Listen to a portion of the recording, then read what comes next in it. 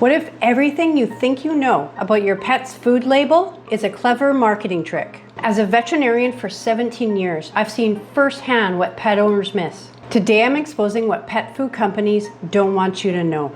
Labeled truths that will change how you feed your pet forever. These aren't just harmless marketing gimmicks. One study found that 75% of foods labeled soy-free for allergies in pets actually contain soy. And one marketing trend is now linked to an increase in heart disease in dogs. Let me show you what else those pet labels hide. First, and potentially the most serious, grain-free doesn't mean carb-free. These diets simply replace grains like corn and wheat with alternative carbohydrates, legumes like peas and lentils, plus potatoes and sweet potatoes. Many grain-free diets actually contain more carbohydrates than their grain-free versions, though you wouldn't know it from the guaranteed analysis. It's not mandatory to list carb content. This grain-free trend exploded into one of pet food's biggest marketing crazes over the last decade. But there's a dark side to this marketing hype. In 2014, veterinary cardiologists began seeing an alarming trend. Normally, dilated cardiomyopathy, a very serious disease of heart muscle, is seen in boxers, Great Danes, and Doberman Pinschers. A decade ago, many more dogs from different breeds were getting this potentially fatal heart disease. The common thread?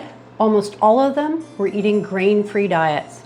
In 2018, the FDA launched an investigation into the cause of these diet-related cardiomyopathy cases. They found more than 90% of the diets were grain-free, 93% of the diets contained peas and lentils. The exact mechanism isn't fully understood yet, but the evidence suggests that the high peas and lentil content in those diets may be interfering with the metabolism of nutrients that are critical for heart muscle. Truth 2.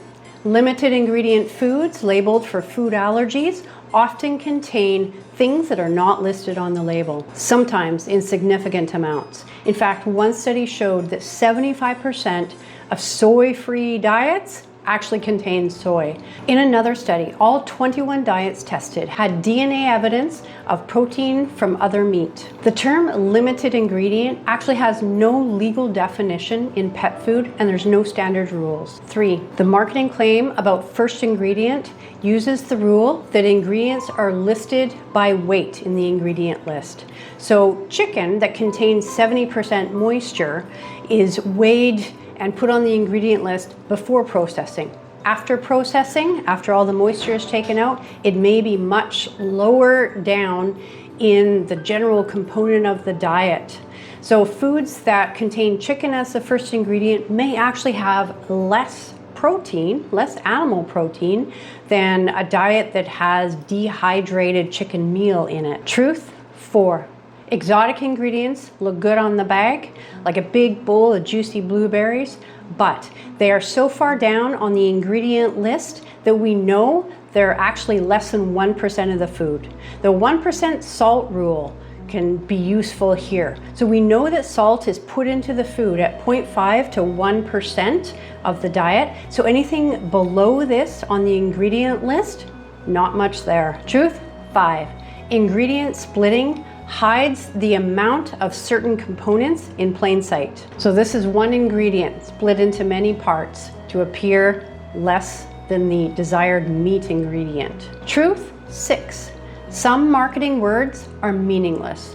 Natural only means that that ingredient wasn't made in a lab or mixed with artificial additives. A natural food can still contain low quality ingredients, be nutritionally unbalanced, and contain byproducts. It just can't contain artificial preservatives or colors. But at least there's some sort of legal definition for the term natural. Many other marketing buzzwords have no legal standing behind them. Words like gourmet, human grade, pure, premium, limited ingredient, those have no legal definition in the pet food industry, and no standards need to be upheld to put those words on the bag. Truth 7. That brings us to joint diets.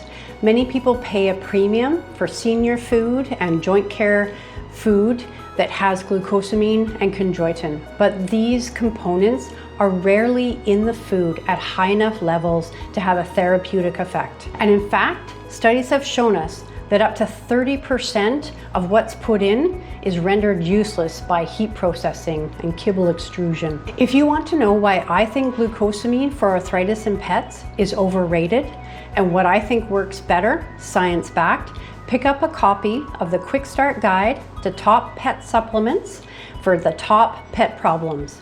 Link below. Truth 8. Ingredients like meat meal, poultry byproduct, and animal fat can vary from batch to batch. They can contain turkey one time, chicken another, and they can vary in the digestibility. On one pet food run, we can see highly digestible chicken organs. The next time, it can be very poorly digested heads, feet, and intestines. Truth 9. The gold standard for proving a diet is good for pets is a feeding trial.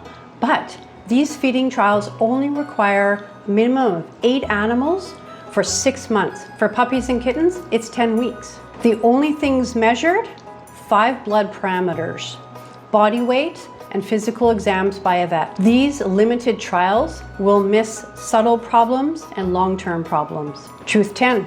Many manufacturers don't even conduct food trials. They simply need to have a diet that has the same nutrient profile as one that was tested with a feeding trial, despite using different ingredients. The guaranteed analysis only shows maximums and minimums, not actual amounts of the ingredients. Last truth. The feeding guidelines lead to overfeeding and pet obesity. The recommendations are based on intact pets, not spayed and neutered. And we know that spayed and neutered pets actually require about 25% less calories. And here's a bonus truth. The most effective way of keeping your pet healthy is not just finding a high quality food. It's feeding them less and feeding them to a lean body condition, and potentially less often. The marketing tricks I've told you today might be surprising, but overfeeding takes more pet lives earlier than poor quality food. Want to learn more?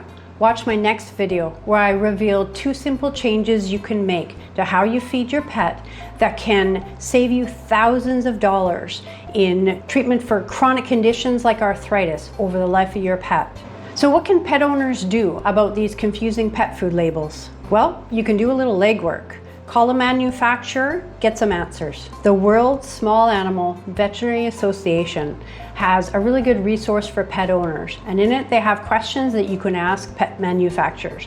The most important, do you employ a full-time veterinary nutritionist, and are they available for consultation? Who formulates your food, and what are their credentials? Which of your diets was tested by feeding trials and which is only by nutrient analysis alone? Are you willing to provide the nutrient analysis and the digestibility information? And what kind of research does your company conduct? What we're looking for is a company that employs a full-time veterinary nutritionist, does scientific studies, does feeding trials beyond the minimum, owns their own manufacturing facilities, performs quality control testing, and is willing to give you information. I have 20 years of experience working with the veterinary therapeutic diet brands, Royal Canin, Hills, and Purina.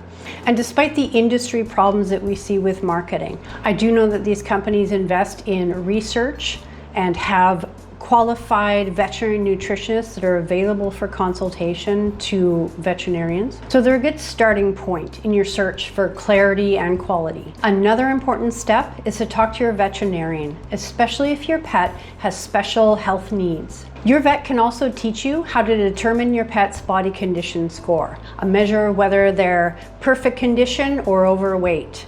And this is something that many pet owners get wrong. Half of pet owners incorrectly estimate the amount of food they should be getting based on those food labels. So if this video helped you to see through some of the marketing gimmick haze, please subscribe and share it with other pet owners.